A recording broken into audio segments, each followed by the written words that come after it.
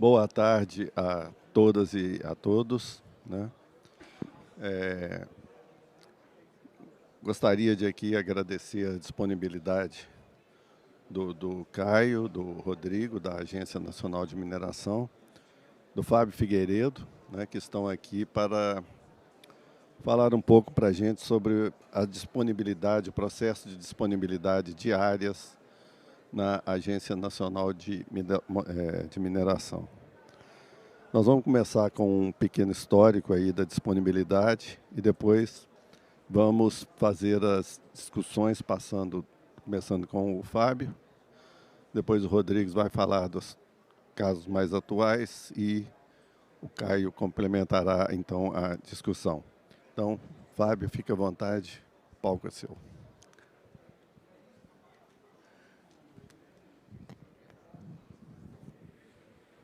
Tá me ouvindo?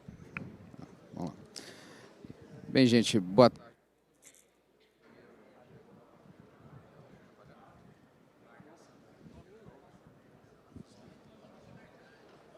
Tá funcionando agora? Tá. Bem, boa tarde a todas e todos, né? Primeiro, agradecendo aqui ao IBRAM, na figura do Júlio, o convite para participar desse painel de um tema que é altamente relevante para o setor, né? E ao lado de um amigo de longa data, o Dr. Caio, hoje diretor da diretoria colegiada, membro da diretoria colegiada da Agência Nacional de Mineração, e do Rodrigo, colega lá de Belo Horizonte, né, que está aqui também representando a agência. E a intenção, gente, que nós pensamos para tornar esse painel o mais participativo possível, é que fizéssemos primeiro um histórico aí da legislação e das formas de disponibilidade de áreas na ANM. Lógico que em algum momento eu vou provocar aqui um pouquinho o Dr. Caio e o Rodrigo para se manifestarem e enriquecer esse debate, que eu acho que é o que vai ser mais produtivo, mais útil aqui para todos nós, né? Bem, nesse contexto que estamos tratando aí da disponibilidade de áreas, né, nós ainda convivemos, e o Dr. Caio vai poder dizer isso logo em seguida, com duas modalidades que eu estou chamando aqui, por liberalidade, Júlio, de regras antigas e de novas regras referentes a esse procedimento já previsto lá no Código de Mineração, né? Nesse contexto,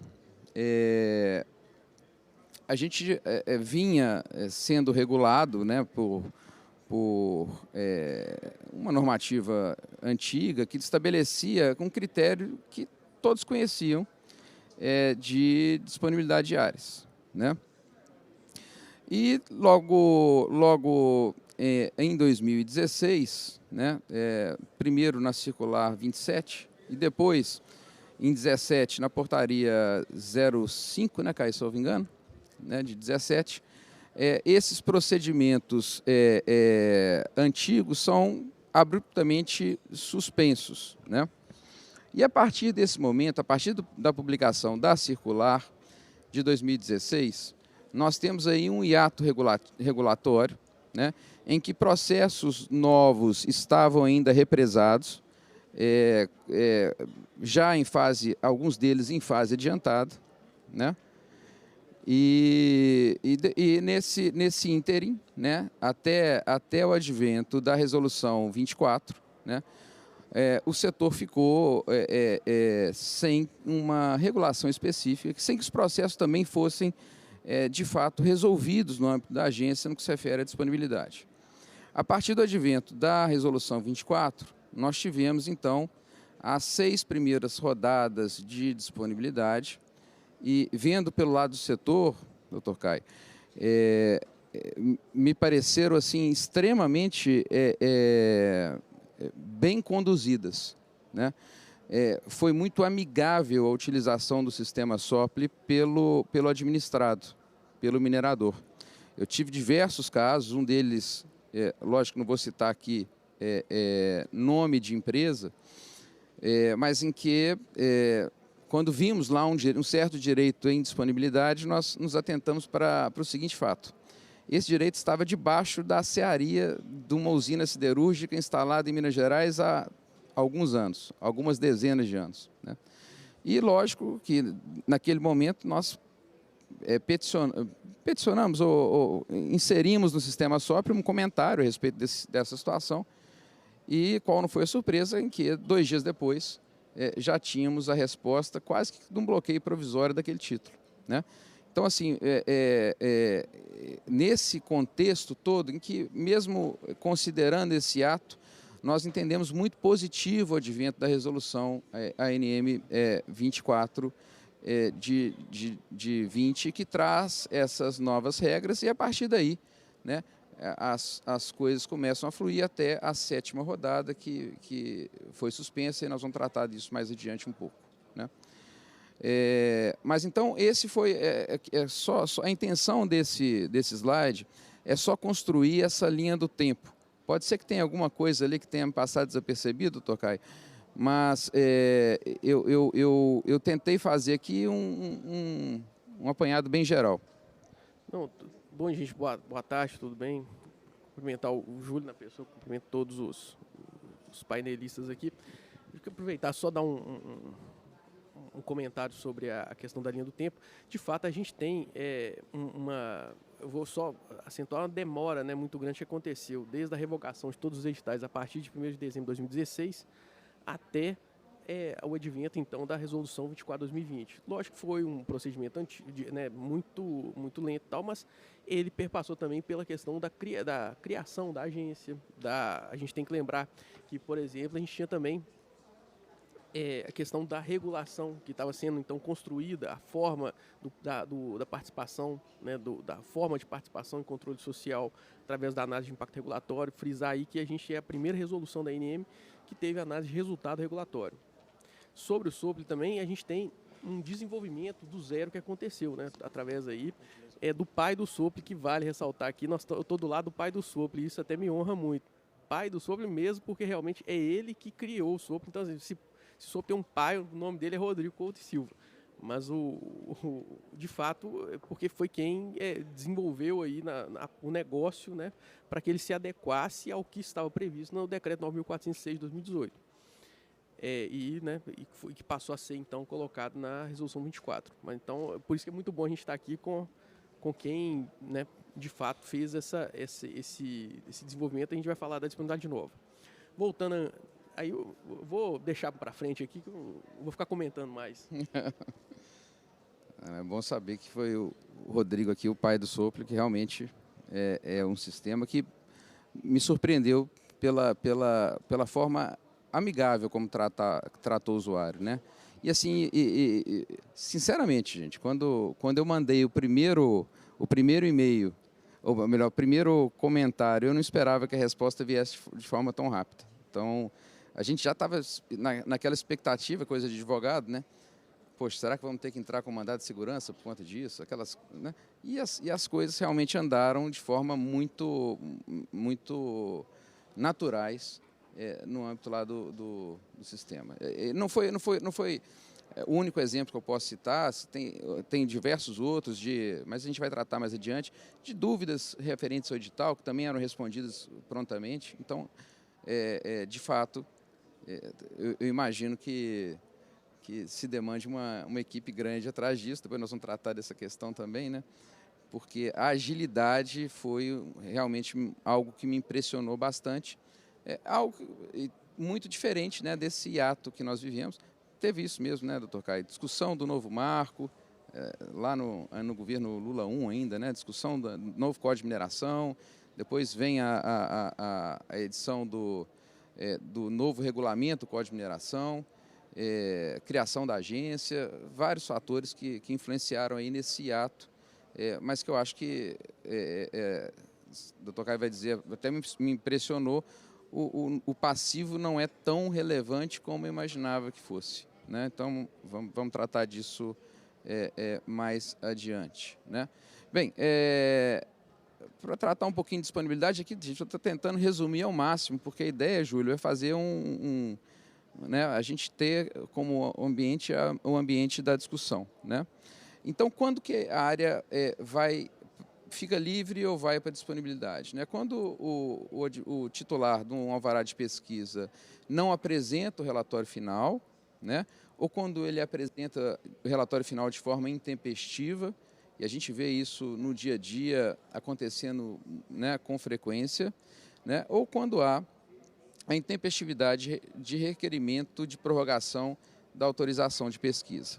Aqui nós também tentamos fazer, né, algum marco temporal aqui, né, de regulação, né? Tínhamos até 26 de julho de 17, quando entra em vigor a MP 790. Desculpe, gente, que a visão aqui está prejudicada, viu, Júlio? Né? O marco de trazer os conceitos de disponibilidade, tudo, né? E depois, eu acho que a grande mudança que nós vamos vivenciar no processo de disponibilidade é a publicação do novo decreto regulamentador do Código de Mineração, né? Bem, na sistemática anterior, né, a disponibilidade tinha basicamente esse modelo, né? A área desonerada ela era objeto de publicação de um edital, né, que concedia esse prazo de 60 dias para que alguém se manifestasse, apresentasse o interesse em determinada área. Caso nenhum interessado aparecesse no âmbito desse edital, a área era considerada livre, né? Aparecendo apenas um interessado, a proposta era recebida como um requerimento minerário, né? Então, você não tinha disputa entre mais de um interessado. E a terceira hipótese, aquela que gerava e gera mais trabalho, e talvez seja esse o passivo ainda existente no âmbito da agência, né? É a hipótese em que havia mais de um interessado em determinada área, né? Em que, então, se abria um prazo público para apresentação de propostas, né? Propostas estas que eram apresentadas em envelope fechado, né? Submetida a julgamento por comissões que eram constituídas, aí me corrija se eu estiver equivocado, doutor Caio, no âmbito das antigas superintendências do DNPM, né?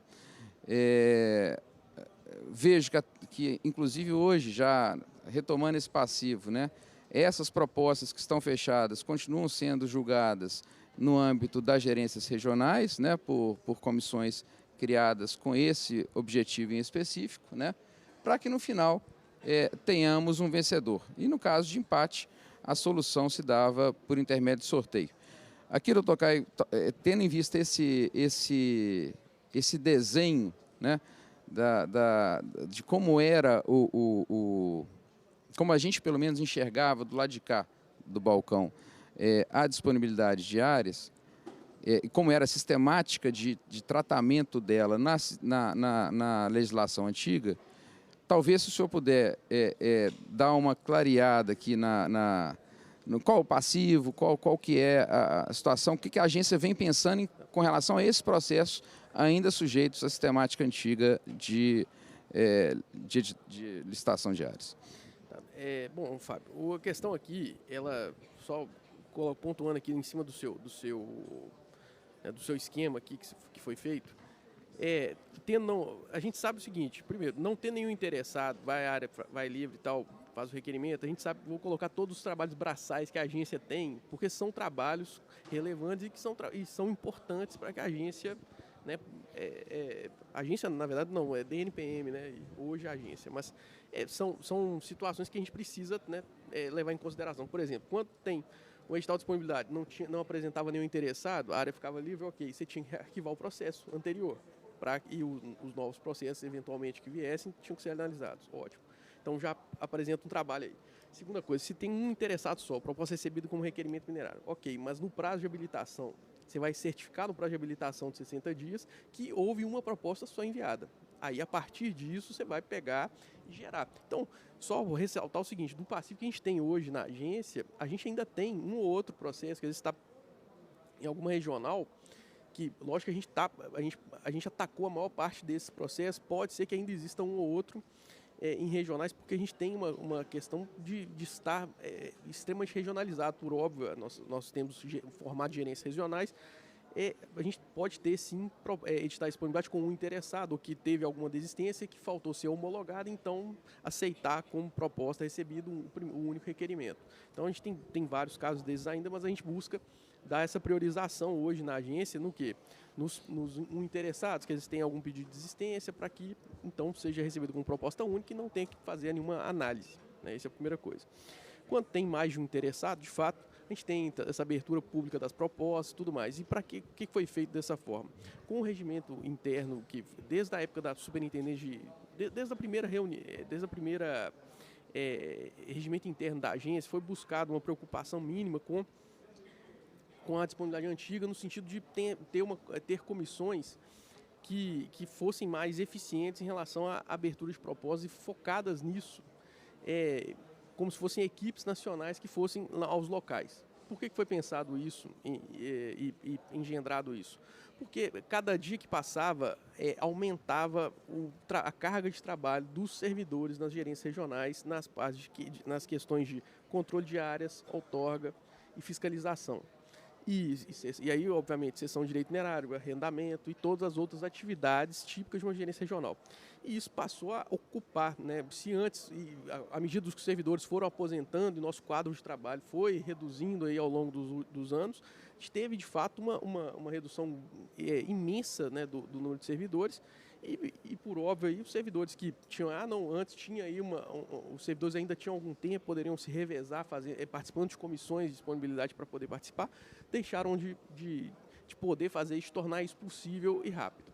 Então, exatamente por isso, o pessoal de Brasília passou então a buscar a juntar equipes nacionais, mesmo usando alguns servidores de algumas regionais e tal, por óbvio, são também utilizados, porque tem muita gente que gosta também de analisar propostas e tal, e é um serviço que tem vários servidores que também não gostam de fazer essa atividade. Então ainda tem essa questão do gostar também, que tem muita gente que não tem né, não acha, não é um trabalho tão prazeroso. Então, passaram a ter esses julgamentos de propostas e tudo mais, e a gente tem hoje aí um passivo, vamos falar de cerca de 950 processos para serem abertos, para serem julgados, para serem para serem objeto de recurso, análise de recurso. Então, desde a análise pela diretoria colegiada até envelopes fechados, nós temos aí um universo dos 950 processos trabalhados aproximadamente. Por que eu estou falando aproximadamente? Porque, de acordo com o nosso cadastro que as regionais passaram para a gente e tal, que a gente já conseguiu fazer esse levantamento, a gente tem isso. Só que a gente tem feito o quê? O trabalho em regional por regional, com a equipe nacional que busca, através da Comissão Nacional de Julgamento, fazer esse trabalho de ir na regional com 3 a 5 pessoas, juntar lá, fazer uma limpa, uma abertura, fazer uma depuração literalmente do que é que tem, ver se de fato o que foi passado pela regional é de fato o que está lá, porque a gente sabe que o acervo nosso tem uma quantidade de papel gigantesca, a gente tem muitos processos impressos ainda, apesar da digitalização ter se evoluído, estar, né, em evolução, a gente tem muito problema disso. Então, a gente vai, comparece, vou dar um exemplo aqui do Mato Grosso, que o Levi está aqui nos assistindo, a equipe da disponibilidade, o último local que foi lá no Mato Grosso, fez uma limpa lá nos processos, né, fez a abertura de várias propostas e tal, vai dar esses julgamentos e então a gente vê o que com a partir do julgamento, você vê, obviamente, terão habilitados, terão inabilitados, terão áreas que todo mundo vai ser inabilitado, ou que vai passar para a fase de julgamento e um vai ganhar e tudo mais, aí acaba tendo recurso sempre, né? É natural da disputa, e então a gente tem aí uma finalização, vamos falar assim, que é um trabalho, um desdobramento. A gente precisa de desdobramento no setor, né? Muitas áreas ficam em anos e anos aguardando esse desdobramento e os servidores precisam de fazer esse trabalho, porque o setor anseia por essas áreas, muitas dessas áreas.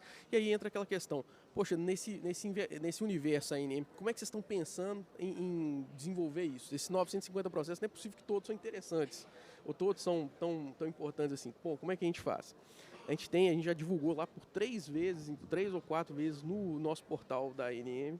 A gente tem um formulário até bacana falar isso aqui, porque o pessoal, né, quem está nos ouvindo, vai também lembrar disso, ou quem não sabe vai ficar sabendo. A gente tem um formulário de nominação de áreas, assim como a gente tem a nominação de áreas que são áreas que são do interesse do particular para que sejam colocadas em edital de leilão, a gente tem também esse formulário de nominação que a gente desenvolveu para que a gente faça o julgamento dessas propostas com prioridade. Já que a gente tem aí, por exemplo, a gente abre o Brasil inteiro, qualquer um pode requerer, mas ninguém sabe quem requereu, é anônimo. Qualquer um pode colocar lá a área que tiver interesse. Por que isso? Exatamente para mostrar, infelizmente a gente não tem pessoal para fazer esse movimento de analisar tudo de uma vez. Então o que a gente consegue fazer é pegar essas áreas que foram nominadas e ir trabalhando nelas para priorizá-las frente ao nosso passivo. Porque se a gente for fazer, não, vamos fazer cronologicamente, que é respeitando tudo mais, ok.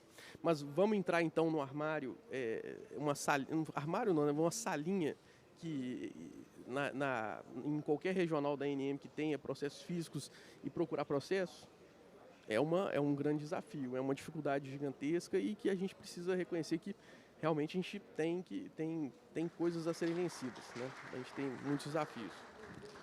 E aquela questão, né, Tocaio, a despeito de você pensar, não, vou entrar naquela salinha e vou verificar o processo. São processos que não são digitalizáveis no primeiro momento, né, porque a sistemática era de fato sigilo, né? O envelope tinha que estar fechado para que vocês pudessem analisar. É interessante essa visão que o senhor nos passa, porque para o administrado, né, do lado de cá do balcão, né, a gente pensa, né, Júlio? Pô, não, situação quando o processo não tem interessado e a área vai fica livre, né? É uma situação que praticamente não tem nenhuma atividade depois subsequente, a gente vê que tem, né?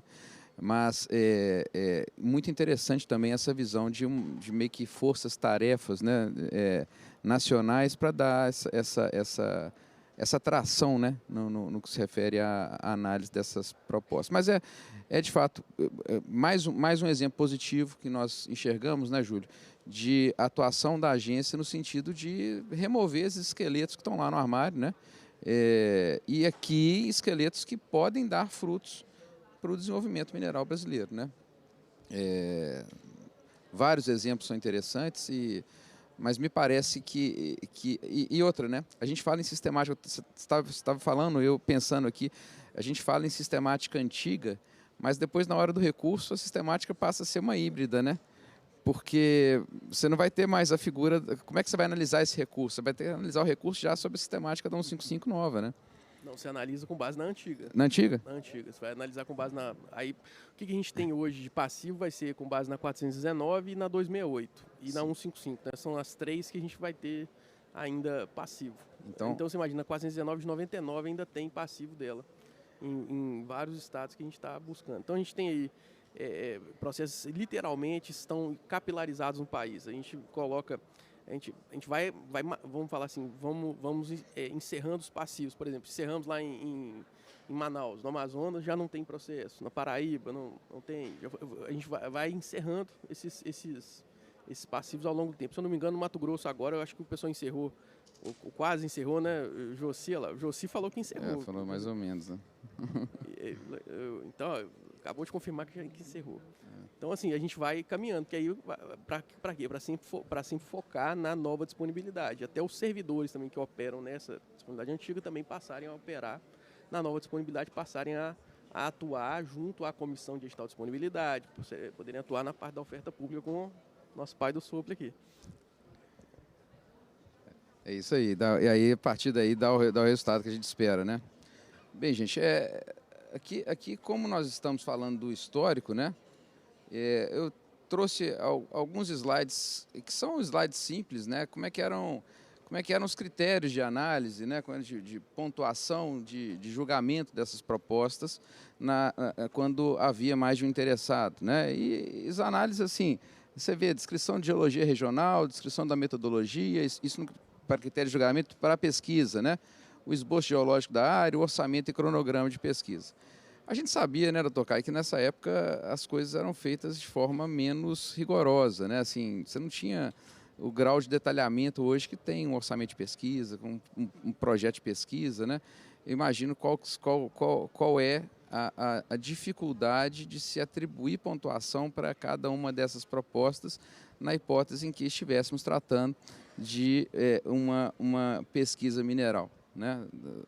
Ainda mais eu ler isso e trabalhar isso no papel, né? Em cima de dados que não são editáveis, não são planilháveis, né? De modo que me parece um procedimento muito trabalhoso nesse sentido, né? Os critérios de desempate que também eram utilizados, né? Basicamente, critério de desempate atribuindo pontuações para aqueles critérios de análise, né?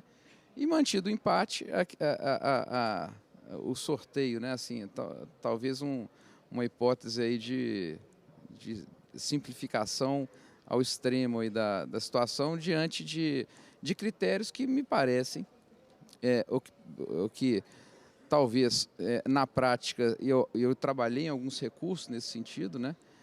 Se demonstravam de difícil mensuração. Eu via muito difícil até como na posição de advogado, né? De mensurar qual que foi a análise que gerou aquela decisão pela melhor proposta. Porque a gente tinha essa dificuldade de parametrizar os critérios depois de abertas os envelopes, né? Então, trouxe aqui só como isso aqui mais para eu sei que não é ainda dado histórico, né? Porque ainda existem vários processos que estão sendo analisados aí sobre essa sistemática, né? Quase histórico, né? Não sei se um dia a gente fale que seja histórico, porque exatamente o objetivo da nova disponibilidade é trazer critérios objetivos para a gente não ter essa subjetividade em análises, né? Pois é. Então, assim, são situações que ainda convivemos com ela, né? Ainda convivemos com ela. No horizonte, gente, se nós considerarmos, aí vamos trazer um pouquinho dos dados do número de processos que foram colocados em disponibilidade nas 6 primeiras rodadas, a 6ª ainda não finalizada, né, Rodrigo? Assim, o número é absurdamente maior do que o passivo que nós estamos trabalhando aqui. Então, quer dizer, eu acho que a agência caminhou muito no sentido, muito à frente do que nós estamos trabalhando aqui como ainda não dado histórico, mas daqui a pouco espero sejamos contemplados com isso aqui, seja só para intuito de pesquisa acadêmica, né? Como eu disse, eu trouxe aqui muito rapidamente os critérios para análise daqueles processos em fase de pesquisa, né? Aqui trago esse slide, fica à disposição de vocês, não é intuito aqui ficar lendo cada um dos quesitos, né? Mas existem aí os critérios para julgamento daqueles processos que estavam já em fase de concessão, né? Então, já para a lava propriamente considerada. Né, critério de julgamento de investimento, descrição. E aqui talvez seja o ponto, né, Caio, que eu queria te provocar mais à frente, quando a gente tratar da nova disponibilidade, né, daquela possibilidade de agência. Eu sei que deve ser muito difícil disso acontecer na prática, né, mas da agência considerar aquele melhor aproveitamento mineral decorrente de operações sinérgicas, né? Como é que isso vai ser enxergado ali na frente? Porque me parece que nessa sistemática anterior não havia uma norma tão clara como a trazida na resolução, né? Aquele critério excepcional de análise que eu acho que no final do dia, e venho sempre acompanhando as reuniões da diretoria colegiada, esse critério do máximo aproveitamento mineral vem sendo sempre considerado por vocês, pelo menos sob a minha ótica, nas decisões que a diretoria vem tomando, né? Então, eu não sei como que nessa sistemática antiga vocês vão poder dar essa visão mais moderna, digamos, né, de verificar qual a melhor proposta, considerando, né, eventuais operações sinérgicas, por conta até da precariedade dos dados que eram apresentados à época nas propostas, né? Eu acho que o Caio pode complementar.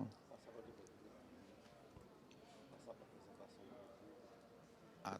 Bom, só em relação a isso, bom, eu acho que o momento da gente debater isso, vamos deixar para debater isso na parte da disponibilidade, depois que apresentar a oferta para o leilão e tal.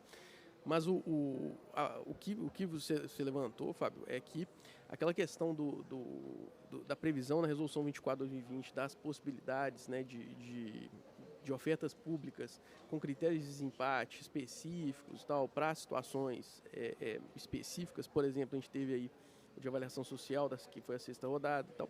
A gente precisaria sim de na base, com a base técnica, que precisaria ser desenvolvido com base num critério objetivo, técnico, e para situações específicas, né, que é o conforme está ditado na resolução, que é para complexo. Eu não sei de cabeça aqui, mas acho que, se eu não me engano, vai estar na apresentação, não sei, mas eu vou me lembrar aqui, mas se eu não me engano são questões de grupamento, ou operações de áreas contíguas e tudo mais.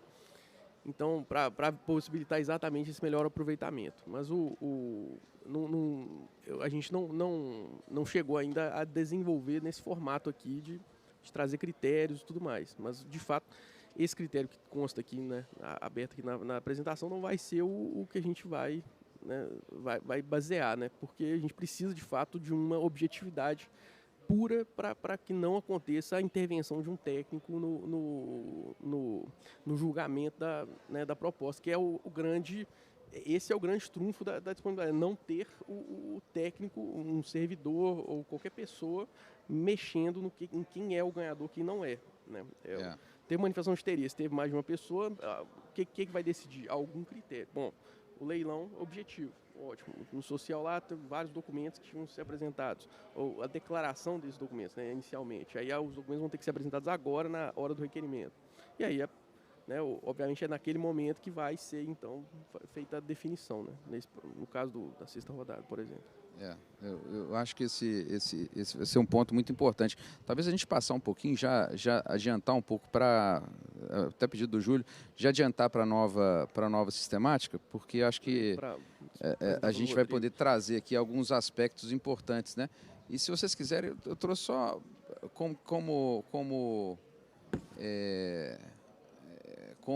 para a gente manter uma mesma linha, né? Só o mesmo desenho esquemático que a gente apresentou para disponibilidade no regime antigo, né? Eu coloquei aqui para o regime atual. A grande mudança, né, a mudança do leilão eletrônico. A gente pode fazer o desenho assim, ele fica mais ou menos na mesma. Se a gente for pegar o antigo, da diferença que é o procedimento, você vai olhar o desenho do fluxograma mais ou menos, ou melhor, do fluxograma geral, mais ou menos o mesmo, né? E aqui, doutor Caio, só aquele segundo ponto que eu acho que depois a gente pode tratar de forma mais detalhada, né? Que ou melhor, a exceção à regra, né? O primeiro ponto, né? Daqueles casos objetivos de natureza técnica, econômica e social que a juízo da ANM para as áreas em situações específicas, como poligonais contíguas, inscritas ou circunscritas a projeto de pesquisa, concessão de lavras ou agrupamentos mineiros. Quer dizer, me parece que esse aqui vai ser, talvez, um grande desafio da agência. Para regulamentar, para efetivação disso em um edital, né? Sim, porque efetivar isso para o técnico analisar no edital fechado é muito difícil, né? Sem dúvida. Né? Então, acho que com essas linhas aqui, tentei desenhar esse fluxograma, mas ele está muito... Imagina para eu ler aqui, estou imaginando para vocês lerem aí, né? Mas, de toda forma, vai estar disponibilizado. E, lógico, doutor Caio e Rodrigo, vocês são as pessoas mais habilitadas para verificar a acurácia ou não desse que eu desenhei aqui para vocês. Rodrigo, o que você acha do fluxograma? Parece que está bem desenhado. Eu pediria para colocar a apresentação do Rodrigo, por favor. Acabou que ficou muito Eu detalhei muita etapa, né? Estou com essa mania, sabe, Caio? Porque nós estamos fazendo um trabalho disso para a Secretaria de Meio Ambiente, em Minas, detalhando processo e procedimento do licenciamento. Então, a questão de processo, a gente está tentando trabalhar ao máximo, né? Detalhando essas questões. Bom, boa tarde, pessoal. Obrigado, Dr. Júlio Neri. Obrigado, Ibram, por ter me convidado para participar desse painel. Né? Queria agradecer ao Dr. Caio pela confiança no convite, né, em ter me colocado aqui para tocar esse procedimento de disponibilidade novo, né, meu chefe, ex-chefe. E queria fazer uma pequena correção sobre o seu comentário do pai do sopro. Né? Realmente eu trabalhei muito na construção do sopro desde o início, tanto do processo de disponibilidade quanto na automação desse processo de disponibilidade através do sopro. Mas a gente pegou um pacotinho pronto, né, e nós fomos adaptando aquele processo e fomos construindo numa lógica de desenvolvimento learn by doing. Né? A gente está aprendendo e construindo aquele processo desde aquela época. É a nossa estratégia e a gente tem muitos anos para desenvolver e melhorar esse processo ainda. Então, mas obrigado pelo título, gostei. Vou ter que compartilhar com a minha equipe, né, que também desenvolve lá todo dia, pessoal da área de tecnologia principalmente. Dr. Fábio, obrigado também pelos elogios ao Sopre, né, e eu tenho que compartilhar com a equipe que desenvolve conosco esse sistema há muito tempo, né, principalmente no último ano, que a gente teve uma equipe consistente trabalhando. Nos 2, 3 primeiros anos a gente nem tinha equipe, né? A gente tenta ser o mais ágil possível, mas essa parte de dar resposta para os administrados depende muito da equipe que está trabalhando no processo de disponibilidade em si. Então tem épocas que a gente consegue dar resposta a contento, tem outras épocas que a gente não tem tanta equipe para dar resposta a contento. A questão de usabilidade do Sopre, né, que você comentou também, no início foi foco de muita reclamação, né? Depois o pessoal foi acostumando um bocado e a gente também tem melhorado continuamente a usabilidade e ainda tem muito espaço para melhorar. Então nós estamos buscando isso, excelência no procedimento, né? Infelizmente ainda temos alguns tropeços, né, como aconteceu na 7ª rodada, mas trabalhando para melhorar sempre. Só um ponto, Rodrigo, aqui, tratando dessa questão da usabilidade, né? Que foi fantástico para mim, Júlio. Me obrigou a ser conciso, porque quando eu fui fazer o primeiro questionamento a esse edital que eu disse que tinha uma área sob a searia de uma determinada empresa, eu fiz uma baita numa petição no Tokai, que eu não sabia como que eu ia colocar ainda no Sopli, né? Que eu não tinha entrado para ver, eu tinha um espaço, eu falei, pô, vou anexar essa petição. Não era anexar, era colocar e tinha um limite de palavras, né? Então, eu tive que fazer aquele exercício de ir cortando partes da petição. Eu falo, pô, mas essa aqui é fundamental, essa não é, como é que eu faço? E no final das contas deu certo, e foi assim, mas do lado de cá, da ferramenta de quem usou. E talvez, Júlio, que no final do dia, quem vai fazer o questionamento é o advogado, né? E todas que eu fiz, todas, Rodrigo, sem exceção. Isso aí é um testemunho que eu dou e talvez em todas as rodadas eu tenha apresentado algum tipo de questionamento, algum tipo de impugnação, né? Todas foram respondidas muito a contento e com muita rapidez. Então, um reconhecimento público aqui de que o sistema funciona e que o pai trabalhou muito bem na sua criação, na concepção e criação, né? Está indo muito bem. Obrigado. E por último, eu queria agradecer principalmente a dona Kátia, ali do buffet, que estava ali dentro, nos recebeu. Ganhamos um presente, um negócio que chama tucupi, e ela me contou 2 grandes segredos, né? Que o tucupi é afrodisíaco e que o tucupi, né, corta o efeito do álcool. Então, eu estou levando um remedinho milagroso para casa. Achei fantástico. Obrigado, dona Kátia. Bom, mas vamos lá para o que interessa, que é a nova disponibilidade. Então, nós vamos falar aí sobre a nova disponibilidade do Decreto 9.406, né? A partir daí, não entrei muito na disponibilidade antiga. E vantagens e desvantagens da disponibilidade nova, né? Histórico de rodadas, principais resultados, o estoque de áreas que a gente tem hoje, as projeções para 2024, 2025, no sopro e no processo de disponibilidade, nosso cronograma de rodadas, o planejamento que a gente tem e o contexto e conclusões, né? Mostrar para vocês o que está acontecendo dentro da NM, dentro da disponibilidade. Você quer falar sobre... Tudo bem, tudo bem. Então vamos lá. Vantagens. Eu pontuei 3 grandes vantagens que tem no processo de disponibilidade novo. Né? Ampliação, que já foram comentadas, inclusive. Ampliação da oferta de áreas para exploração mineral. Né? Nesse processo novo, ele é muito mais eficiente e eficaz, tanto para a liberação de áreas, que o processo antigo ele era oneroso do ponto de vista de alocação de recursos humanos, que já são escassos na NM, quanto os trâmites burocráticos. Né? Para romper os trâmites burocráticos era muito difícil, sem contar que nós tínhamos critérios não tão objetivos, o que dificultava mais ainda chegar na conclusão da disponibilidade antiga. Né? Então, hoje a gente consegue, de forma objetiva, disponibilizar muito mais áreas que estão dentro do processo da NM. Né? Porque grande parte do processo também ele é automático. Bom, a gente tem maior transparência e competitividade nos processos de seleção. Eu adoro falar com as pessoas que trabalham com a gente lá na disponibilidade. Tudo que a gente faz na disponibilidade hoje, vamos seguir a linha da transparência, vamos publicar tudo. Por mais que a gente tenha errado em qualquer parte do processo, quando a gente torna os documentos transparentes, algum administrado vai falar, olha, está errado no ponto X, e a gente tem a oportunidade de corrigir os nossos erros. Então, transparência nesse processo é fundamental.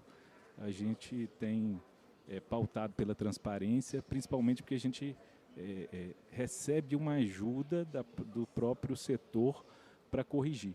Né? E o setor vai tomar confiança na gente quando a gente der resposta adequada para os problemas que a gente encontra. Né? Porque software dá problema mesmo, software dá erro, né? A gente erra na hora de analisar, mas depois a gente tem a oportunidade de corrigir e colocar um novo resultado, ou o que quer que seja, de forma adequada para as pessoas, né, e para o setor mineral. A terceira grande vantagem é a atratividade para investimentos no setor mineral. Né?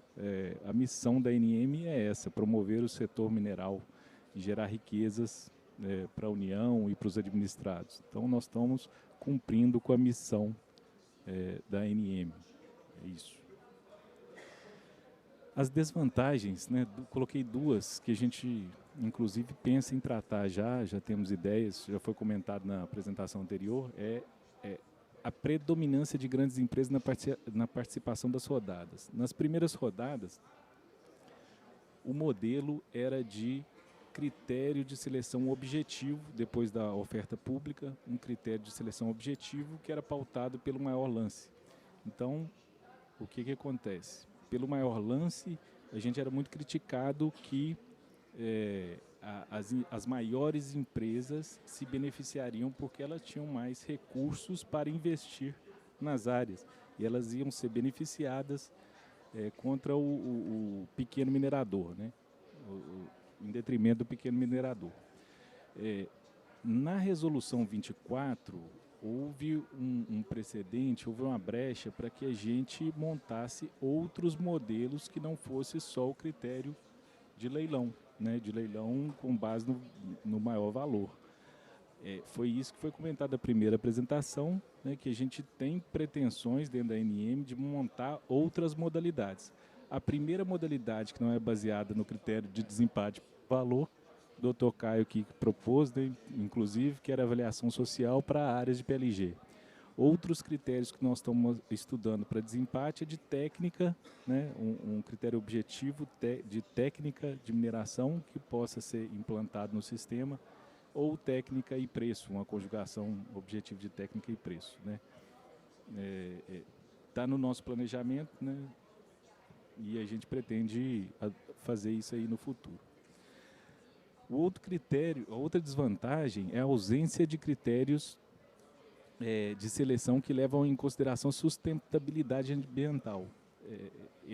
Isso que eu comentei de critérios técnicos pode resolver também essa desvantagem, porque quando a gente for construir critérios técnicos de seleção, a gente pode incluir critérios de sustentabilidade para a seleção e pontuar os melhores, né, que apresentem mais os projetos que apresentem sustentabilidade maior, de forma objetiva. Tá em aberto para a gente construir essa pauta aí. Bom, posso só uma ponderação aqui com relação às vantagens e desvantagens. Tem um ponto que me parece importante e que eu vejo, doutor Caio, acontecendo com alguma frequência. Naquele banco de dados referentes a cada processo disponibilizado, às vezes faltam informações relevantes. Qual é aquele book que vocês disponibilizam lá no final do sistema com as principais informações do processo? Umas dificuldades que eu encontrei recentemente são a ausência de informação daquelas situações em que há interesses também de utilidade pública do parecer PROD 500, né, interferentes com o direito minerário, que às vezes a pessoa não vê no momento da licitação, né? Por exemplo, a existência de uma linha de transmissão, né? Então, esse ponto aí, me parece que talvez possa merecer uma atenção justamente naquele book lá da realização da due diligence lá do processo, né? Isso até consta dentro do edital que assim, fica sob a responsabilidade do empreendedor, né, verificar, né, fazer as conferências todas, mas por óbvio aí a gente tem melhorias no SOP para serem executadas, né, e chegar nesse ideal, né? Mas assim, é difícil até para a gente também executar esse tipo de situação, porque a gente sabe que, por exemplo, você tem o parecer 500, mas você tem também a volatilidade eventual aí de um volatilidade, querendo dizer assim, pode ser que aconteça um indeferimento. E aí? A gente vai analisar cada um das poligonais que estão na nossa base de dados de bloqueio. Esse já aconteceu um indeferimento e acabou não saindo por alguma razão da base e tal. Então, assim, isso realmente pode, né, são desafios até que ultrapassam a esfera do próprio SOPLE, ultrapassam a esfera porque é uma questão, às vezes, do próprio Sigmine nosso, da questão da configuração nossa, dos polígonos e tal, e das camadas, né? Gente, desculpa pela intervenção, só... Fique à vontade, doutor Fábio, a hora que você quiser. Eu vou deixar para comentar, o doutor Caio já falou que a gente tem está previsto melhorias no SOPLE. Tem uma parte específica que eu vou falar ali dessa parte de integrações, e uma delas é realmente integrar lá com o ArcGIS e trazer essas informações de áreas de bloqueio, de APAs, né, áreas de preservação ambiental integrais ou que aceita alguma forma de mineração com manejo e tudo mais. Então, essas informações elas estarão integradas no SOPLE para facilitar a análise do administrado em participar e ver se seria interessante para ele naquela área, naquela situação. Então, aí a gente está apresentando essa tabela, né? Eu compilei os resultados e está disponível no portal SOPLE, no link do menu esquerdo lá em resultados, né? Coloquei o link aí para quem tiver interesse. Eu compilei o número de áreas ofertadas, as áreas livres na oferta pública ou na avaliação social, as áreas livres que ficaram livres no leilão depois, né? As conquistadas, aí vale uma observação do que a gente chama de conquistadas e arrematadas, que as conquistadas é as que foram adquiridas como interessado único, né? Ou seja, não houve lance financeiro para que elas fossem conquistadas, e as arrematadas que o administrado ganhou as áreas participando do leilão e fazendo uma oferta financeira. O número de áreas retiradas aí da primeira até a sexta rodada e a expectativa de arrecadação, né? Eu chamo de expectativa de arrecadação nessa coluna porque isso é a soma dos lances que foram realizados, de todos os lances que foram realizados no SOPLE. isso diverge do que realmente foi efetivamente pago, né? Tem muitos participantes que não efetuaram o pagamento, mas mais para frente eu vou comentar também. E aí o número de participantes interessados que participaram das rodadas e os contemplados, né? Temos um alto grau de contemplação de interessados que participaram nas rodadas. Vocês podem ver no slide seguinte, que eu deixei o total para o slide seguinte. Para voltar, deixa eu ver aqui. Só um comentário. A 7ª rodada está arriscada porque nós tivemos que cancelá-la por um problema que tivemos técnico no software, que expôs algumas informações que eram sigilosas, segundo o decreto 9.406, e aí tivemos que cancelá-la, por isso que ela está arriscada de laranja. E a verde é a 8ª rodada, que nós temos planejamento de iniciá-la logo após a 6ª, né? Logo após a conclusão da 6ª, que é a que a gente está tocando, está na fase do requerimento. Bom, então o total dessa tabelinha que a gente montou, né, temos aí 16.869 áreas ofertadas em todas as rodadas, áreas livres totais das 6.852 durante a oferta pública ou durante a avaliação social, que ficaram livres, né, que não tiveram interessados, que não tiveram interessados. No leilão é que tiveram interessados, mas não tiveram oferta financeira durante o leilão, ficaram livres, são 1.413, são mais 1.413. Áreas conquistadas, 3.986, esses somatórios são até a 6ª rodada, viu, pessoal? E arrematadas 4.400 áreas. Tivemos até a 6ª rodada 218 áreas retiradas ou suspensas, né? Nas primeiras rodadas a gente dava o nome, a nomenclatura de suspensas, depois mudamos para a nomenclatura de retiradas.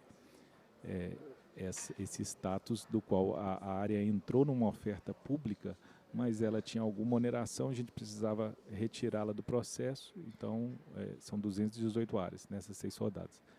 E expectativa de arrecadação, soma do lance, 335 milhões de reais, aproximadamente. Foram, no total, 4.818 interessados que participaram de todas as rodadas e contemplados 3.266. Tá? Esses dados vocês conseguem tirar aí dos resultados do Sopra, ele exporta as planilhas, que vocês conseguem chegar nesse número. Os dados são até a 6ª rodada, a arrecadação efetivamente realizada, né, isso aí é a soma lá do que foi pago no CICGRU, são 277 milhões, isso foi o que foi pago, e todos esses resultados estão no Sopra, lá no portal público. Bom, nosso estoque de áreas. Como é que funciona o estoque de áreas? Deixa eu ver se eu estou extrapolando o tempo. Nosso estoque de áreas. Primeiro, né, que nas primeiras rodadas a gente tinha uma dificuldade enorme para trabalhar com as áreas que iam para uma rodada. A gente trabalhava com planilhas, formulários do Microsoft Forms, compartilhávamos isso com as regionais, pedíamos para as regionais fazer uma análise de aptidão em um formulário que tinha mais ou menos umas 30, 40 perguntas. Ele chegava no final, falava se a área estava apta para ir para a disponibilidade ou não. Na hora de consolidar aquilo, era um trabalho gigantesco. Consolidava as áreas, mandava para a coordenação de geoprocessamento para verificar as interferências e ver se as áreas poderiam entrar naquela disponibilidade. Esse procedimento, né, junto com denominação de áreas, que é um processo de participação popular fantástico, né, que foi criado desde a 2ª rodada, se não me engano, o Dr. Caeta levou lá para a disponibilidade antiga, dado, né, a importância da participação popular no processo de escolha das áreas, né, que tem sido um sucesso. A gente automatizou esse processo de estoque de áreas dentro do Sopra, né? Então, hoje, quem tiver interesse em uma determinada área faz a nominação de áreas, né? A gente coloca esses processos na fila com prioridade para análise para ver se ele pode entrar ou não, né? Não é garantia que ele vai entrar numa rodada porque ele pode estar inapto, ele pode ter algum impedimento para ir. A ANM, o técnico vai dizer se ele tem interferência, se não tem, tudo mais. Só fazer uma observação aqui, gente. A gente está vendo aí esse número grande aqui de áreas e tudo mais. Pessoal, até assustador, o pessoal fala, mas assim, oi? Não, é assustador porque a gente sabe aí do tempo que a gente tem decorrido aí. Aí vamos pegar um pouco com base no que a gente conversou agora mesmo em relação à disponibilidade antiga. Quando que aconteceu, então, o último edital de disponibilidade antiga que foi publicado? 1/12 de 2016. Então, entre 1/12 de 2016 até o início de 2021, não tivemos nenhum edital de disponibilidade. Então, tudo isso é reflexo dessa época, desse período, então, sem nenhum tipo de oferta diária, seja no formato novo, antigo e tal. Isso aí foi, né, por causa da adaptação que estava sendo realizada e tudo mais. Isso é importante frisar. E também, né, e aí agora que a gente teve aí, vamos falar assim, o tropeço que aconteceu em relação a software e tal, que deu esse problema do SOP já superado, já solucionado, né, da 7ª rodada, que aí o Rodrigo vai falar. Falando sobre esses números, né, que saltam aos olhos sobre o quantitativo de áreas. Primeiro eu vou falar rapidamente. Desculpa, pessoal, só um instante. Vou falar rapidamente sobre 74 mil áreas. Por que a gente tem esse número? Esse número é parte de um processo de cadastramento de cenários, né, processos que têm eventos que podem levar a área à disponibilidade. Não são áreas aptas para disponibilidade, são áreas que potencialmente podem estar em algum, né, estão em algum cenário que potencialmente pode levá-la à disponibilidade. Esses 74 mil processos, eles precisam passar por uma depuração. A gente ainda não descobriu uma forma de fazer automaticamente esse processo estar na disponibilidade. Ele tem que passar por um técnico, ele tem que olhar se tem interferência, né? Com o tempo isso tende a automatizar, mas hoje não é possível. Tem que olhar o processo físico, uma série de questões para falar esse processo está apto. Então hoje nós temos ali 12.467 processos que passaram na mão de um técnico que estão aptos para ir para a disponibilidade. Esse é o número de áreas aptas, né, que podem entrar no edital. E o restante são áreas que estão para análise, que caíram nesse filtro potencial que a gente traz do Cadastro Mineiro para dentro do SOPLE, e a gente fica dando prioridades para análise em função daquele processo estar nominado ou não, em função da data de desoneração mais antiga. A gente tem alguns critérios de seleção para indicar quais processos devem ser analisados, considerando principalmente isso. Se a área estiver nominada para atender o mercado, né? Só lembrar o seguinte, né? Esses critérios todos, gente, não foram, né, não foi da cabeça da gente nem nada. A gente foi devidamente colocado e tal, e é extremamente objetivo, até porque a gente tem sob nossa fiscalização direta a CGU e outros órgãos de controle. Então, tudo isso aqui é auditado pela própria CGU. Então, assim, não tem nada que foge disso. Perfeito, doutor Caio. Então, e aí nas colunas já tem as áreas que foram nominadas, que estão para análise, as que estão em prioridades, né, que estão em análise, e as que estão aptas para disponibilidade. E do lado, as que foram trazidas do Cadastro Mineiro para cá pela própria ANM em função de características que deixam ela potencialmente aí para a disponibilidade. Tá? E essas estatísticas também vocês conseguem ela lá na parte de estatísticas no SOPLE, e acho que dá para entender lá o que está acontecendo. Bom, para a próxima pergunta, o que a gente realizou em 2023? Nós tivemos essa criação desse módulo de gestão do estoque e nominação de áreas integrado do Cadastro Mineiro. Tivemos a automação do processo de retirada de áreas dentro do SOPLE, que antigamente era fora do sistema, né? E hoje, na próxima rodada, nós vamos ter até um formulário específico para receber as retiradas de área. Eu vou pedir para aumentar o campo lá, para quem quiser discorrer mais sobre o pedido de retirada. Tá, doutor Fábio? Pode deixar naquele... Ele tem que escrever menos mesmo, né, gente? 120 caracteres. Já dá para explicar, né, Júlio? Para a gente analisar com prioridade, ótimo. E fizemos aí primeira parte, uma funcionalidade de identificação de infrações, que nós temos esse trabalho pendente desde a primeira rodada, que a gente não conseguiu avançar muito ainda, mas temos hoje um módulo, né, uma funcionalidade dentro do Sopro que nos ajuda a identificar pessoas que deram lance e não quitaram lance, para identificar infrações, para fazer as sanções, né? Melhorias de desempenho e segurança. A gente fez várias, contratamos inclusive empresas da Holanda para nos ajudar, que nós tivemos nas primeiras rodadas problemas de desempenho, né? O pessoal da TI se empenhou bastante em nos ajudar com isso, tanto problemas de desempenho quanto relação de segurança no sistema.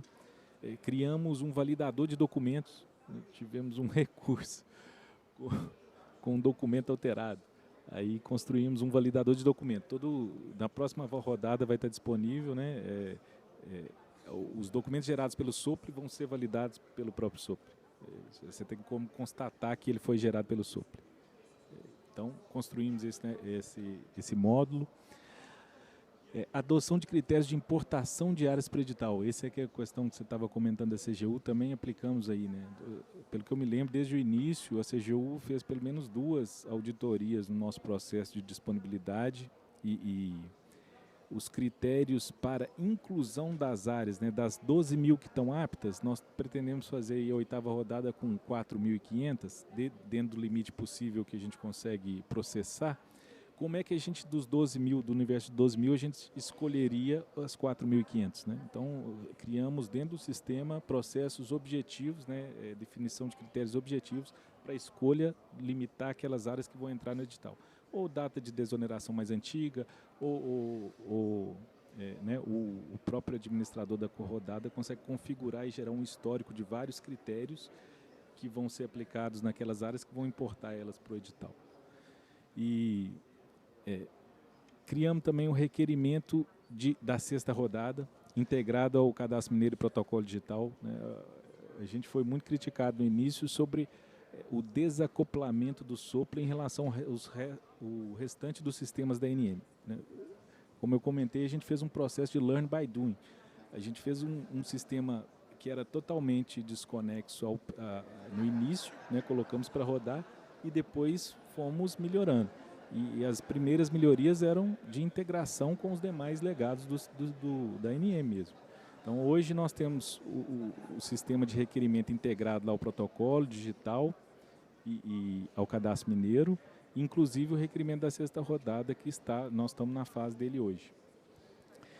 Criamos a homologação do resultado do Sopro, hoje é também integrado ao Cadastro Mineiro, no qual a gente pode atualizar os eventos, né, todos os eventos lá, a área livre. A gente entra no sistema e fala assim, atualiza todas as áreas dessa rodada com o evento 99 que tornou ela livre na data X ou na data Y. Áreas potenciais de disponibilidade do Cadastro Mineiro para o Sopro. É o que eu estava comentando na gestão do estoque, né? A gente tem um processo de carga diário que olha todas as áreas do Cadastro Mineiro, importa elas para dentro da gestão do estoque, identificando se ela tem algum evento potencial ou algum cenário potencial que pode levá-la à disponibilidade. E daí que a gente faz a priorização da análise de depuração, né, se a área está apta ou não. E essa parte do resultado das rodadas que eu apresentei anteriormente aí, com link para vocês pesquisarem publicamente no portal. Então, isso foi as partes principais, né, que a gente fez, que a gente realizou com relação à construção do Sopro em 2023. Tem muito pela frente, né, gente? Projeções para 2024.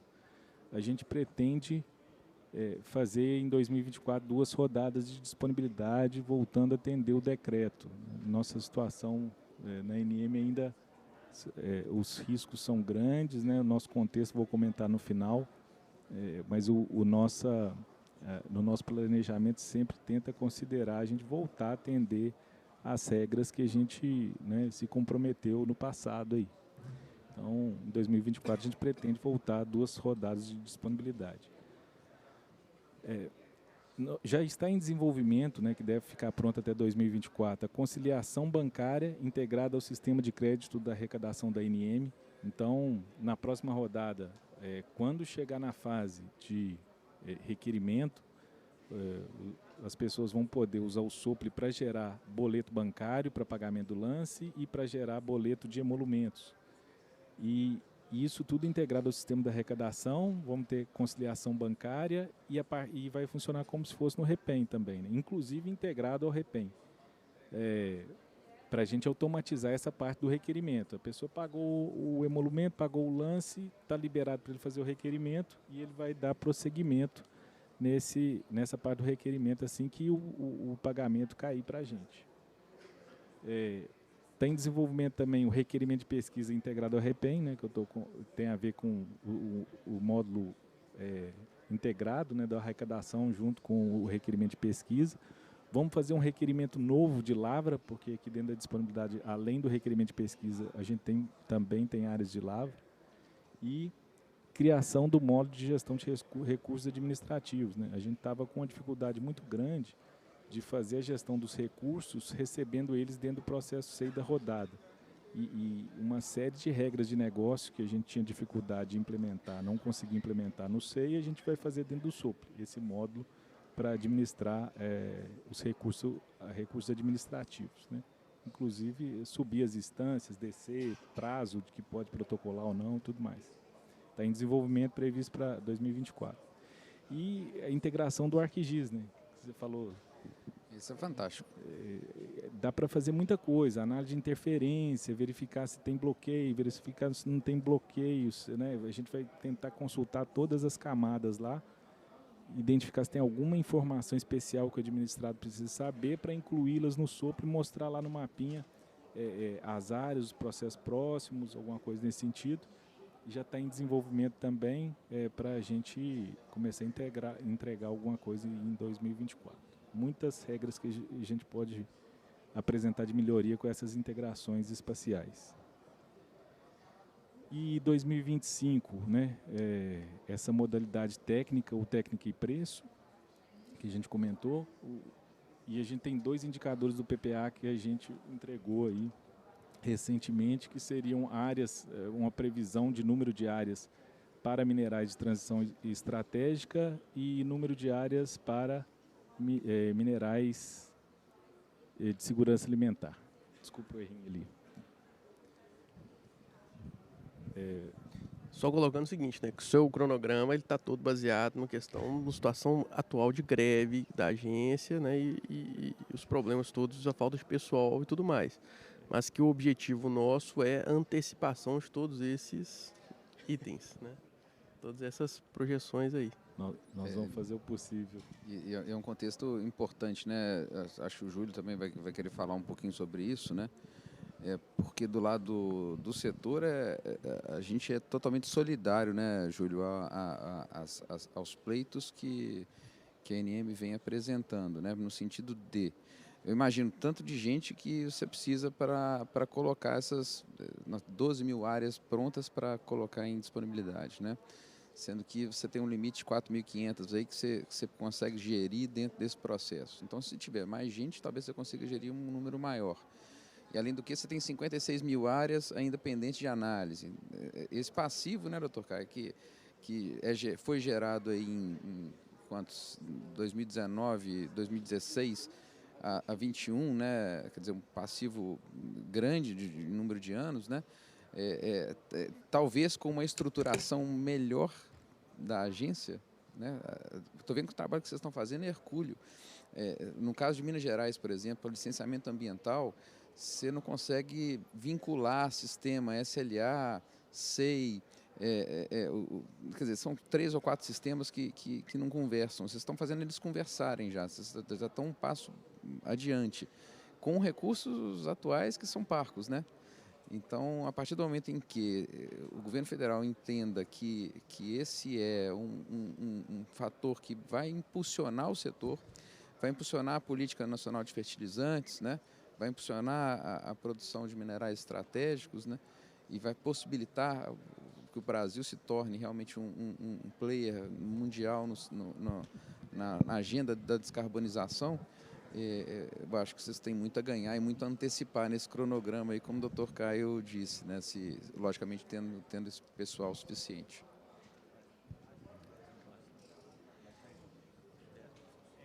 Só essa e mais a conclusão.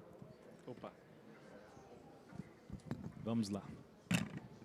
Isso aqui esse negocinho é muita tecnologia para mim. Ainda não. Super bacana, né?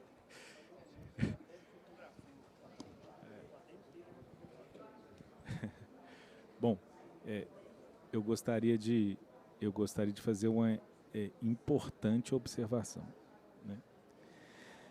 Que tá anotado para a gente falar no contexto, mas como tá todo mundo fotografando o cronograma, né? Olha só, nós estamos tocando a 6ª rodada. Com o contingente que a gente tinha de pessoal para a rodada, já era indicado, e até no ARR, né, uma das conclusões era essa, que a ANM não tinha capacidade de tocar rodadas em paralelo. Por isso que vocês estão vendo um cronograma sequencial. Né? Por isso vocês estão vendo um cronograma sequencial. A gente, com o contingente atual, não consegue colocar em rodadas em paralelo. E não é uma limitação do software, porque o software permite a gente colocar rodadas em paralelo. E a gente, se colocasse mais gente nesse processo, a gente conseguiria fazer rodadas em paralelo. O limitador principal era de Cabe pessoal. só ressaltar que não basta ter mais pessoas também. Vamos supor assim, vamos pôr mais pessoas. Mas as áreas, elas têm que estar depuradas, elas têm que estar, né, prontas para serem ingressadas. A gente tem o problema do quê? Não está digitalizado uma boa parte do acervo da ANM. Vamos falar aí, eu não sei falar percentual específico de digitalização completa da ANM, mas é um processamento, vocês sabem. Estão espalhadas em todo o território nacional os processos minerários, nas regionais, na sede. Então, é difícil, não é algo simples de ser realizado. E, obviamente, se não está digitalizado, você precisa conferir o processo, ver se de fato ele está apto ou não para disponibilidade. Então, ainda que tivesse, né, tudo pudesse ser feito de uma maneira rápida, a gente ainda teria esse limitador aí de... Sim. São vários limitadores, né? Mas, enfim, o que nos afeta dentro da disponibilidade, principalmente, né, o que mais me afeta lá diretamente é a falta de pessoal. E não adianta muito, né, a gestão só colocar a gente, porque tem o custo da curva de aprendizado, as pessoas precisam se adaptar, e o modelo atual de gestão da ANM é de incluir pessoas numa força-tarefa, o que não traz uma riqueza, né, uma riqueza de capital intelectual para o processo que a gente precisa. A pessoa entra, ela vai demorar a pegar o esquema, ajudar efetivamente no processo. No início gasta mais recursos do que ajuda. Então a gente precisa mesmo estruturar a ANM, né, principalmente a disponibilidade de áreas, né, para a gente aqui, se for prioridade para a ANM, para a gente dar conta de conduzir essas rodadas. E a 6ª rodada está na fase do requerimento, e a gente adiou ontem a fase do requerimento por mais 30 dias por problema no sistema, né? As pessoas não estavam conseguindo protocolar, a gente adiou mais 30 dias. Então, esse cronograma, aproximadamente 30 dias, deveria chegar para frente. E aí, outra observação importante é que onde está escrito BID 8, novembro e dezembro, é que no ponto em que a gente começar, né, terminamos a 6ª rodada, passamos o manual de análise de procedimento da análise do requerimento para o pessoal da outorga, e a gente começou a planejar o BID 8, né, a 8ª rodada, nós levamos mais ou menos 60 dias para fazer o planejamento da rodada e abrir a oferta pública, o que daria lá para janeiro a abertura da oferta pública. Então, só explicando essas questões aí, nuances do cronograma que está sendo apresentado. E aí, né, colocamos lá previsão até 2025, mas dentro da nossa realidade hoje não tem planejamento que se sustente nesse longo prazo, né, que eu vou comentar aqui agora para finalizar. Então, o nosso contexto é esse. Eu já até antecipei, nós estamos na fase de requerimento da 6ª rodada, que foi adiado para 27 de setembro. Né? A análise de requerimento, depois a gente faz uma análise dos requerimentos, passar o manual para o pessoal da outorga e fazer um início de levantamento das sanções da 6ª rodada. A gente continua fazendo o desenvolvimento do sopro das melhorias, isso não para, porque a nossa parte de tecnologia é terceirizada e a gente consegue, né, dar continuidade no sopro independente das rodadas. O que nos falta é pessoal assim, da área de negócio para conduzir as rodadas. E ainda temos o passivo das rodadas anteriores. Cada rodada deixa um passivo que vai nos acumulando trabalho, né? Ela não termina totalmente. A gente precisa continuar trabalhando, recebendo processos lá da segunda rodada, decisão judicial, etc. E a ANM está em greve pelos mesmos motivos que nós estamos expondo aqui. A falta de recursos da disponibilidade, de recursos humanos principalmente, e orçamentários e financeiros, ela se dá na disponibilidade e em todas as outras áreas da ANM. Isso faz com que o nosso planejamento seja inócuo, né?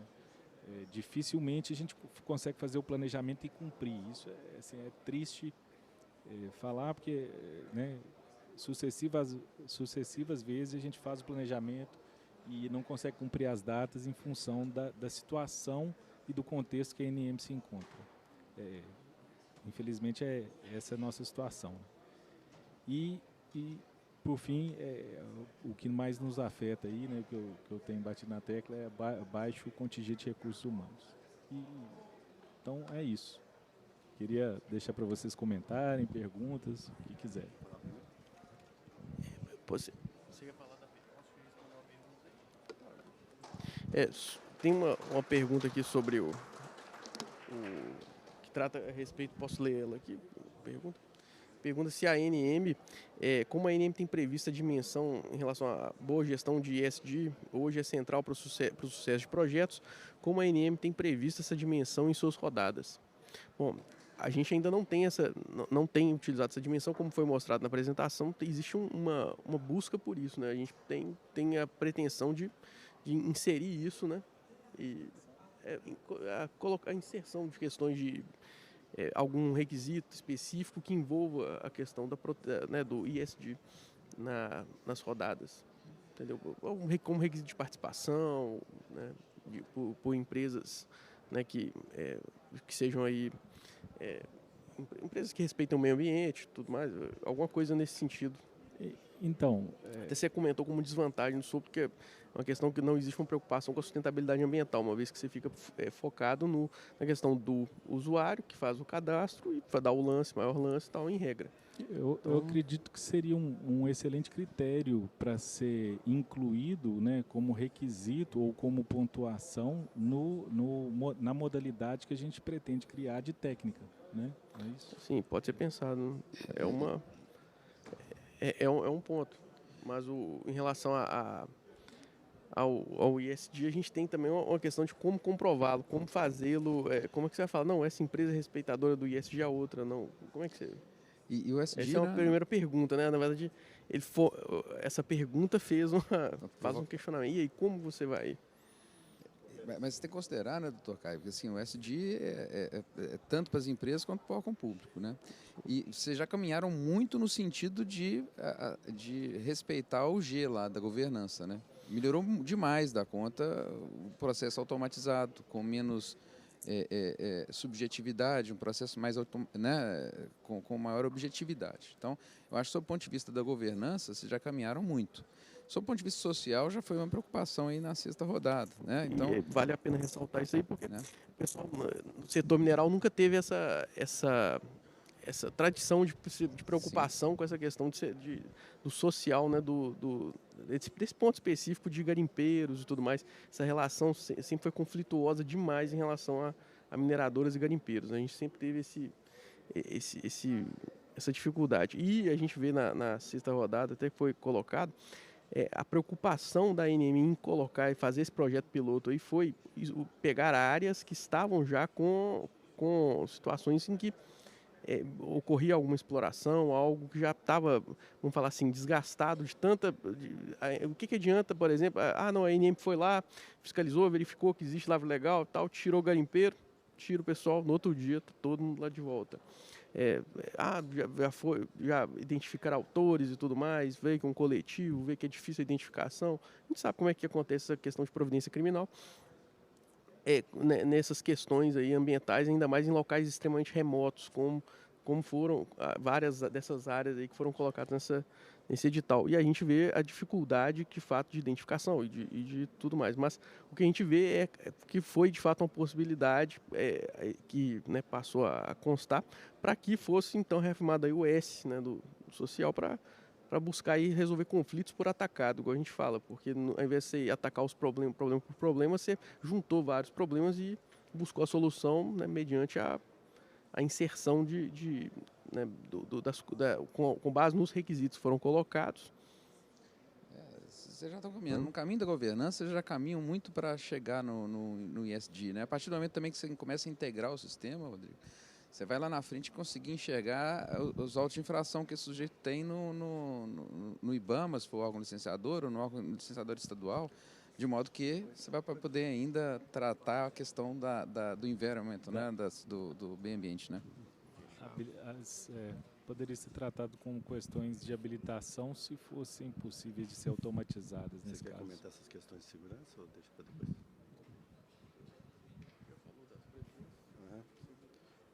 Bom, gente, eu acho que bom, deixa eu falar em pé, eu prefiro fazer assim. Primeiro a gente tem que sempre, né, sempre que a gente tem oportunidade, nós temos que apoiar aí esse processo que está acontecendo dentro da ANM para reforçar a agência, né?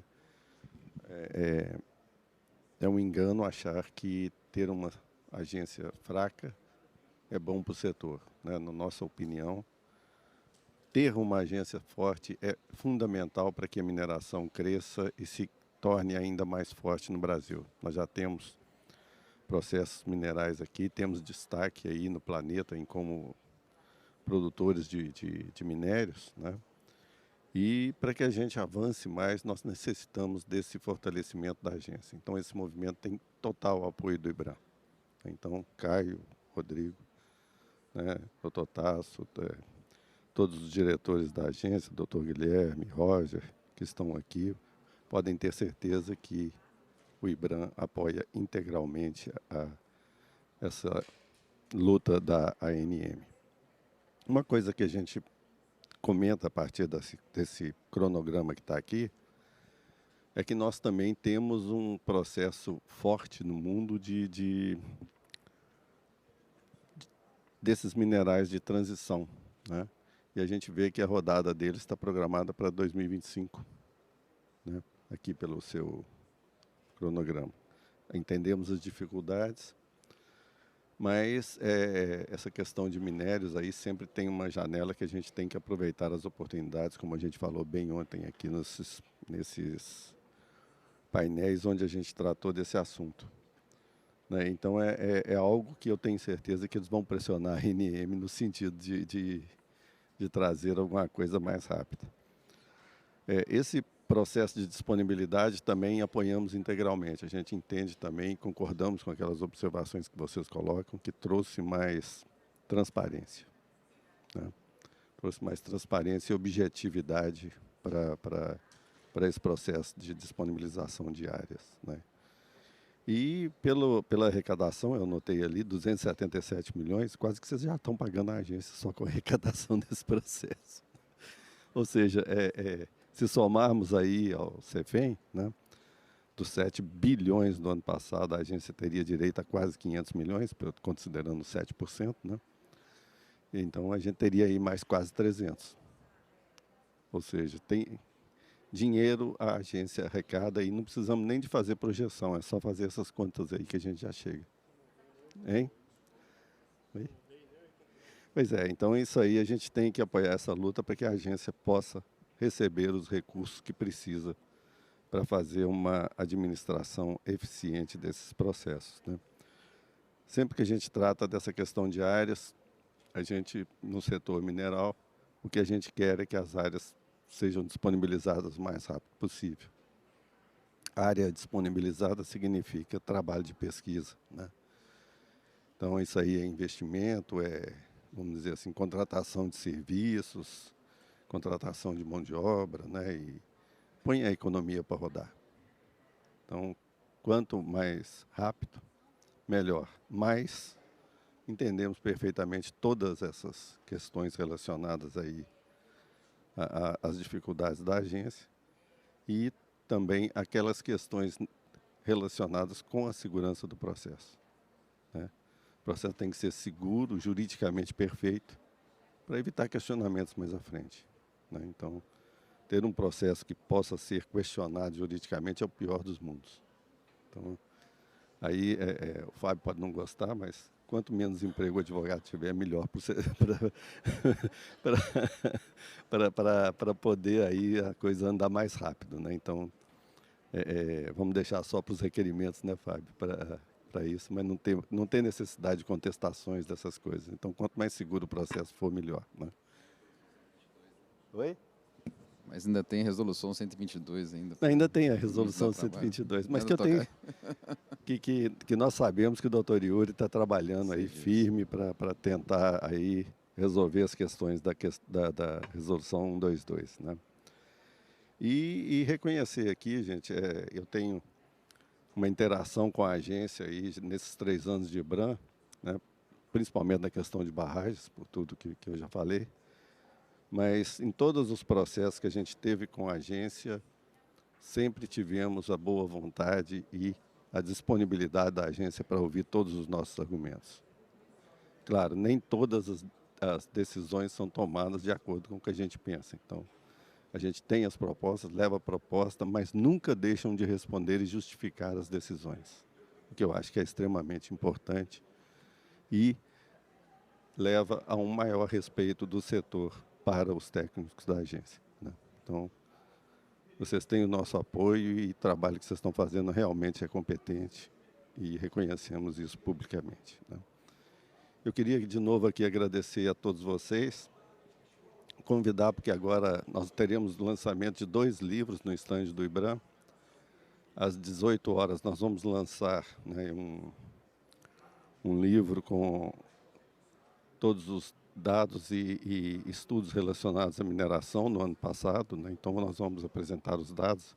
A agência tem um Power BI lá que já tem muita coisa e nós completamos algumas coisas aí com os dados das nossas entrevistas coletivas. E tem também nesse livro entrevistas aí de pessoas de destaque no setor mineral. Isso vai ser lançado agora no IBRAM às 18 horas. Ele não é um anuário, mas é como se fosse um anuário, né? Nós não colocamos até o nome de anuário para não ter a competição com o Anuário Mineral Brasileiro da agência, né? E o segundo vai ser um livro sobre meio ambiente, sobre ESG, que vai ser lançado. Um livro preparado, né, em conjunto, Sescom Barrier e o IBRAM está apoiando esse livro.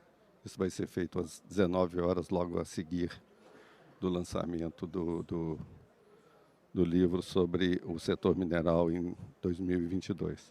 Então, convido a todos para irem até o estande do IBRAM para o lançamento desses 2 livros. Agradeço a presença de todos e até amanhã, né? Muito obrigado.